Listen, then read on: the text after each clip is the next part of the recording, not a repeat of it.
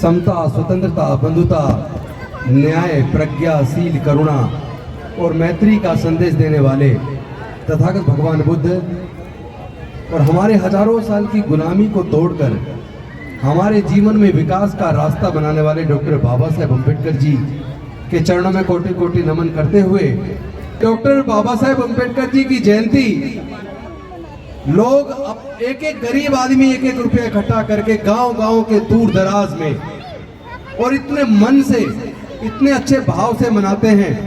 शायद ऐसा अद्भुत नजारा दुनिया के अंदर कहीं देखने को नहीं मिलेगा।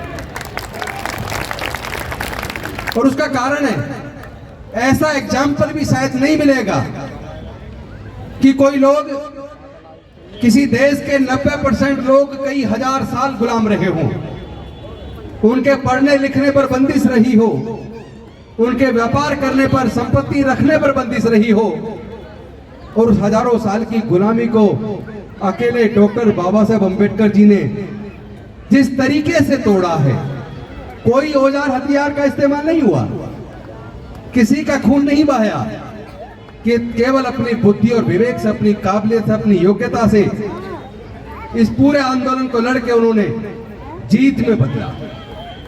लेकिन ये जीत इतनी आसान न थी। ये हमारे हजारों साल की गुलामी की जंजीरें तोड़ने का आंदोलन इतना आसान भी न था, क्योंकि इस आंदोलन में डॉक्टर बाबा साहेब अम्बेडकर जी ने अपने छोटे छोटे 4-4 बच्चों को गंवा दिया, जवानी में अपनी पत्नी माता रमाबाई को गंवा दिया, अपना पूरा जीवन जलाकर उन्होंने हमारे और आपके जीवन में रोशनी पैदा की।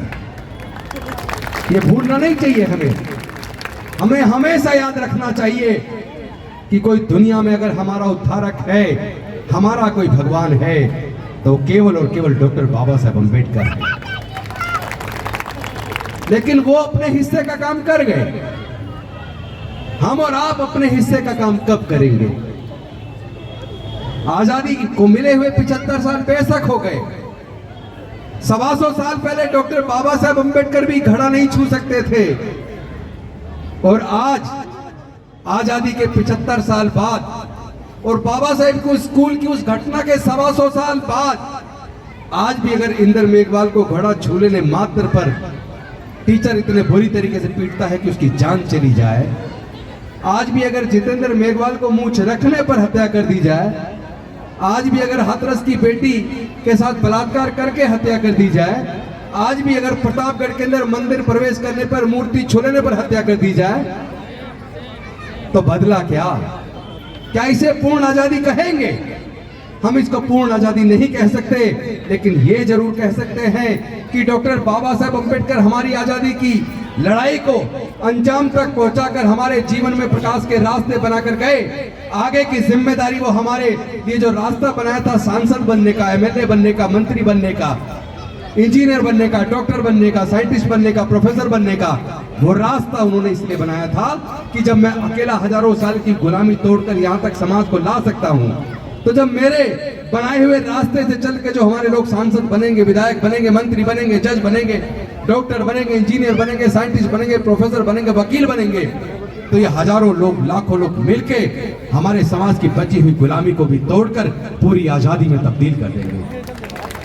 लेकिन दुख इस बात का है कि हमारे वही सांसद, विधायक, मंत्री और बड़े बड़े कुर्सियों पर बैठे लोग, उन्होंने डॉक्टर बाबा साहब अम्बेडकर के साथ भी गद्दारी की और उन्होंने पूरे समाज के साथ भी गद्दारी की। जिस तरीके से इस लड़ाई को लड़ना चाहिए था, जिस तरह समाज के दुख दर्द को दूर करने के लिए उन्हें आगे आना चाहिए था, जिस तरह समाज की आवाज बनना चाहिए था, उस तरह हमारे लोग नहीं बने।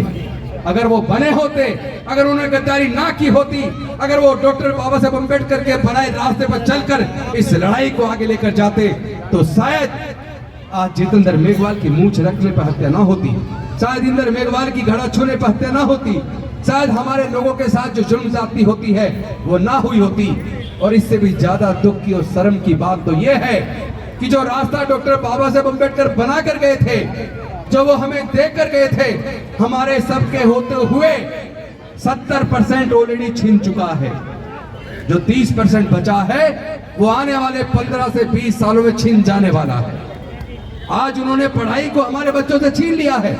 जिनके जो यहाँ लोग बैठे हैं, जिनके बच्चे इंजीनियरिंग कर रहे हैं सरकारी इंजीनियरिंग कॉलेज से, उनसे पूछो एक साल का खर्चा कम से कम 2-2.5 लाख रुपया है। 1,46,000 2,46,000 तो केवल एक साल की फीस है।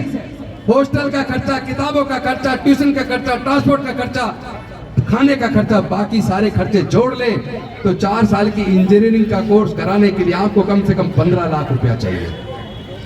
नेशनल लॉ यूनिवर्सिटी में अपने बच्चे को एडमिशन कराते लो 5 साल का कोर्स है, 5 साल का कोर्स कराने के लिए लॉ कम से कम 15 लाख रुपया चाहिए। IIM कराने के लिए कम से कम 44 लाख रुपया चाहिए। क्या हमारे समाज के 99% लोग अपने बच्चों को डॉक्टर, इंजीनियर, जज, कलेक्टर, साइंटिस्ट, प्रोफेसर बनाने का जो रास्ता डॉक्टर बाबा साहब अम्बेडकर ने बनाया था, जो फ्री में बन जाया करते थे, क्या आज बन पाएंगे? क्योंकि मैं वकील हूं, भानु प्रताप जी मेरे दोस्त हैं, वो वकील हैं। हम लोगों ने वकालत तक की पूरी पढ़ाई का खर्चा जोड़ा तो 8,000 रुपया, पहली क्लास से लेकर LLB करके वकील बनने तक का मेरा पूरा खर्चा मैंने जोड़ा 8,000 रुपया। लेकिन जब मैंने 2000 में अपने बच्चे का एडमिशन कराया LKG में, 8,000 रुपए खर्च हुए। 2000 में सन, तो यानी क्या बदला? और आज एक वकील बनाने को आपको कम से कम 15 लाख रुपए केवल कानून की डिग्री लेने के लिए अगर नेशनल लॉ यूनिवर्सिटी में आप एडमिशन करा दें, चाहे नेशनल लॉ स्कूल बैंगलोर करा दे, पूना करा ले, बॉम्बे करा ले, दिल्ली का नेशनल लॉ यूनिवर्सिटी में करा दे, 15 लाख से कम में आपका बच्चा लॉ की डिग्री नहीं कर पाएगा। तो जो बाबा साहब ने तो फ्री में बनाने का रास्ता बनाया था, लेकिन आज इन्हीं सरकारों ने, जिनको हमने चुनकर भेजा और जिन संसद और विधानसभाओं के अंदर अपने सांसद विधायक भेजे, उन्हीं के रहते सरकारों ने हमारे बच्चों से शिक्षा को छीन लिया, इतना महंगा कर दिया कि पैसे के अभाव में हमारे बच्चे पढ़ ना पाए। तो हमने पाया क्या? हमारे नेताओं ने किया क्या? हमारे अफसरों ने क्या किया? इस लड़ाई को जब लड़ना चाहिए था, जब समाज की आवाज बनना चाहिए था, वो समाज की आवाज बनने की बजाय अपने घर की तरक्की तक सीमित रह गए। हो सकता है उनकी घर की तरक्की हो भी गई हो सकता है 2-4 बंगले बना लिए हो, लेकिन ताश के पत्ते की तरह जिस तरह इमारत गिरती है, इस तरह वो सत्ता आजकल हमारे लोगों की इमारतों को भी गिरा रही है, बुलडोजर चला रही है। तो आप लोग सुरक्षित कहां हैं? इस लड़ाई को फिर से लड़ना होगा, लेकिन केवल और केवल डॉक्टर बाबा साहब अम्बेडकर के बनाए रास्ते से, कोई दूसरा रास्ता नहीं है। और मैं एक बात और साफ कह देना चाहता हूं, चाहे कोई कितनी ऊंची से ऊंची कुर्सी पे बैठा हो, चाहे कोई जज हो, कलेक्टर हो, इंजीनियर हो, डॉक्टर हो, साइंटिस्ट हो, प्रोफेसर हो, कोई मंत्री हो, अगर हम लोग मिलके, चाहे किसी भी पार्टी में काम करो, मैं पार्टी की भी बात नहीं करूंगा, अगर मिलके समाज की इस लड़ाई को नहीं लड़ा तो हमारे ये बच्चे दोबारा गुलाम हो जाने वाले हैं। अपने बच्चों से आंखें नहीं मिला पाएंगे हम, अगर हम अपने बच्चों की आंखों में गिरना नहीं चाहते। हम अगर अपने बच्चों की आंखों में आंखें मिला के बात करना चाहते हैं, तो इस लड़ाई को राजनीति से ऊपर उठ के एकजुट होकर लड़ना होगा, वरना आने वाला समय बहुत खराब है। तो मैं आप सबको डॉक्टर बाबा साहब अम्बेडकर की जयंती की शुभकामनाएं भी देता हूं, और साथ में एक निवेदन और करता हूं, अपने बच्चों में डॉक्टर बाबा साहब अम्बेडकर का संदेश डालो। केवल उनकी मूर्ति लगाकर, माला डालकर पूजा करने से काम नहीं चलेगा, उनके बताए रास्ते पर चलना होगा, उनके सिद्धांतों को अपने आचरण में लाना होगा। जब हम अपने आचरण में लाएंगे तो निश्चित तौर पर समाज आगे बढ़ेगा, हमारे बच्चे फिर से गुलाम नहीं बनेंगे और हम बनने भी नहीं देंगे। हम इस लड़ाई को लड़ेंगे और जीतेंगे। बहुत बहुत धन्यवाद। जय भीम, जय भारत।